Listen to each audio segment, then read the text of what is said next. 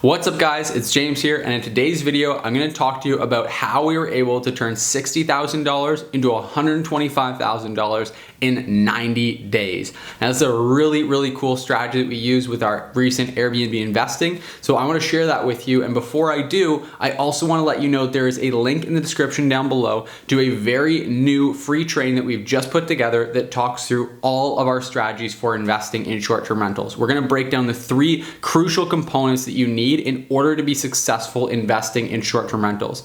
Now, this training was put together by myself. I'm an Airbnb expert who's been managing properties and investing in Airbnbs for over 5 years now, and have coached thousands of hosts and property owners and property managers all over the world to succeed with Airbnb. It was also put together by my business partner and investing partner, Riley. He's been a full-time real estate investor for about 5 years now as well. And he's got a ton of experience with the strategies that I'm going to be talking to you about in this video that we implemented on our most recent Airbnb in order to turn $60,000 into $125,000 in just under 90 days. So again, if you want access to the training that walks through all this in detail, then I highly recommend you check out the free training in the link in the description down below. Just click that link, go ahead, register for the training. It is completely free. It is gonna be taken down pretty soon here though, so I highly recommend you check it out before it's too late. Now, that being said, let's break it down.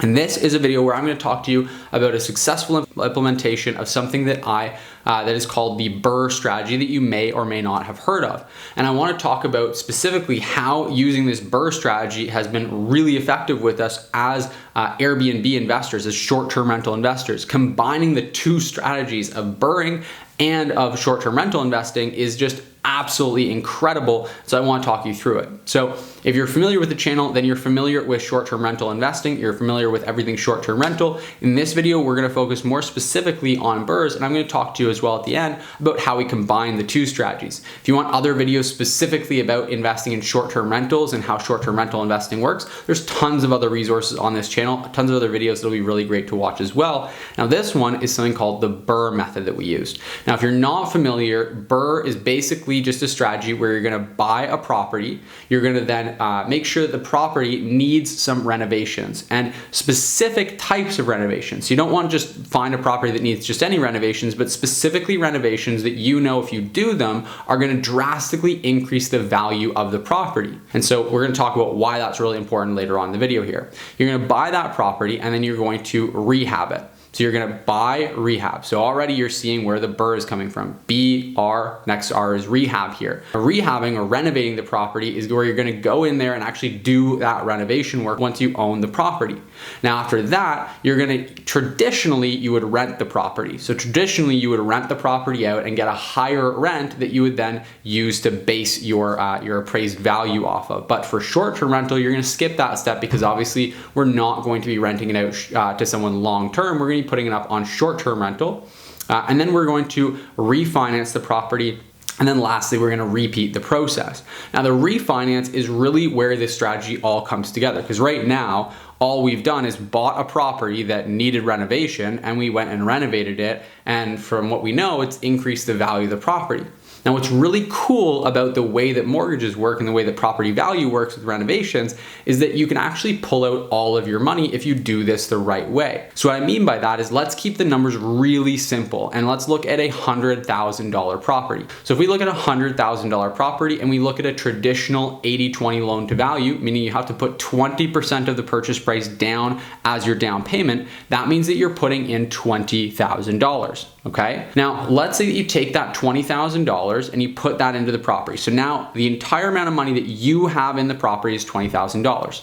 Now again, I'm not saying that these specific numbers are realistic, but just using them because of the simple numbers, the simple math. But just trust me when I say that this can be done with the right properties. But let's say that you take that $20,000 and that's the money you have into it. And let's say you put another $20,000 into the renovation of the property. So now you're renovating, you're updating maybe the kitchen, maybe the bathrooms, you're doing some stuff. And this property was really kind of grungy beforehand. So it really wasn't good. That $100,000 you got it for was a deal. deal. It was a good deal on the property because you still got a good structure, but just cosmetically on the inside, other people didn't want to buy it because it needed these renovations and people didn't want to take on that project. You took it on though, and you went and said, okay, I'm going to put $20,000 in a down payment and another $20,000 into the renovation. So now the way that works is you've now got $40,000 into this property that, as far as the bank's concerned, as far as anyone's concerned, it's worth $100,000, right? You've got $40,000 into it. It's worth $100K because that's what it last sold for, and value is ultimately just what someone's willing to pay for a place. But now what we can do is we can do this thing called refinancing.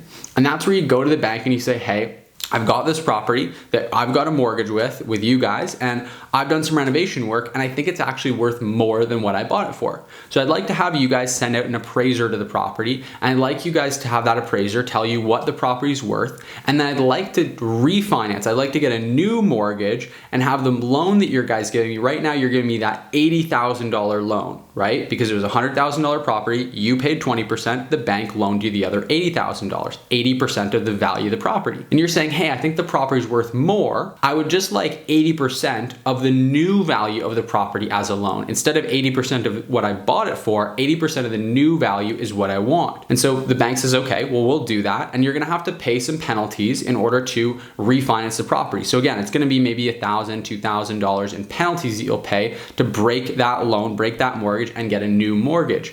But if everything works out and you've got the numbers right, it's gonna be well worth it, because watch how the math works out here. So let's say that you've got this property that's worth $100K as far as anyone's concerned. We don't have the new appraisal yet. And you've got $40,000 into it. And you've got an $80,000 loan on the property. Well, if the bank comes back and says that they're gonna give you a loan for $120,000, right? Because that's 80% of the value, the new value of the property, then suddenly they're gonna give you a loan for 120. They already gave you 80, so there's an additional $40,000 of a loan that they're going to give you, right? So that's how it makes sense. That means that they're gonna give you that $40,000 that you put into the down payment and the renovation costs, and they're gonna give it to you back. And you're still gonna own this property, and you're still gonna have 20% equity, because they're saying, okay, that 120K represents 80% of the new value of the property. Meaning the property would be worth roughly, what would that work out to? I think about $160,000 to $180,000. I haven't done the math in advance, so forgive me if I'm wrong on that, but that's about what the property would be worth now. And so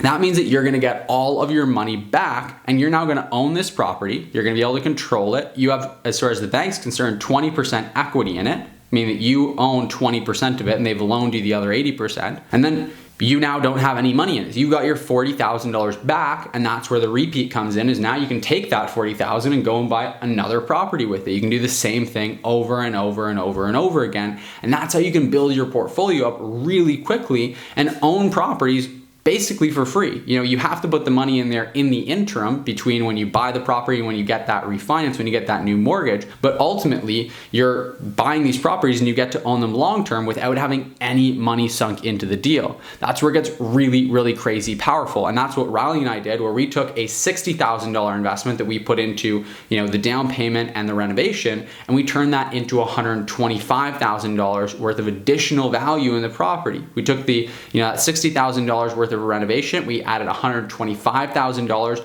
worth of value to the property, and that allowed us to pull out the money that we had in the deal. So that's really, really cool, because it then just allows us to grow our portfolio more quickly, allows us to compound our growth and hit that compound growth curve a lot more quickly, because we can grow and bring on more properties without having to constantly just be waiting and saving up money for the next down payment and the next renovation expense. Again, if you want the whole details on exactly how to do this, then I highly recommend you check out the link in the training down below. We're gonna walk you through the 3 crucial components that you absolutely need in order to invest in short-term rental properties. And if you decide to work with Riley and I, then we're gonna be able to show you how to implement even this strategy, this more advanced BRRRR strategy, into investing in short-term rentals. If you combine the two, it means that you're building incredible equity in your portfolio, but you're also getting amazing cash flow from the property as well, because short-term rentals just provide such incredible cash flow. Now, the question has come up before. People have asked me, well, James, I don't understand. If you bought a property for $100,000 and then you put $20,000 into it,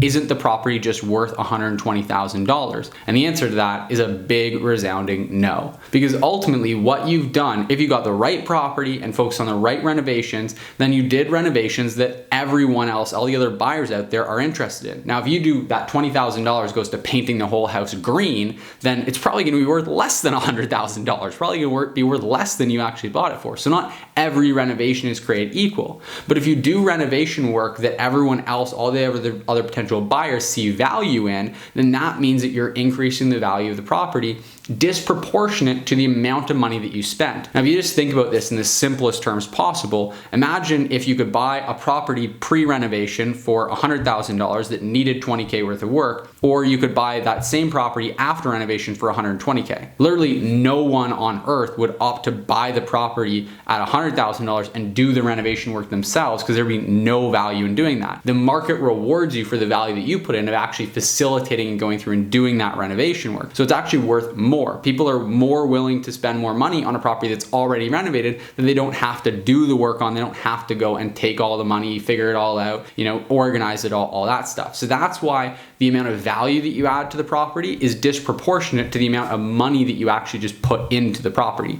Again, if you want to learn more about the details of all that, how all the numbers break down, how all this works, and how to invest successfully in short-term rental properties, then I do highly recommend you check out the link in the description down below to that free training. It's going to give you all the different insights, all the different tips and tricks so that you can actually go and implement this for yourself and start investing in properties for short-term rental. So with that, I thank you for taking the time to watch this video. If you got value from it, please give me a quick thumbs up, hit that like button because it really does help me out tremendously with growing this channel.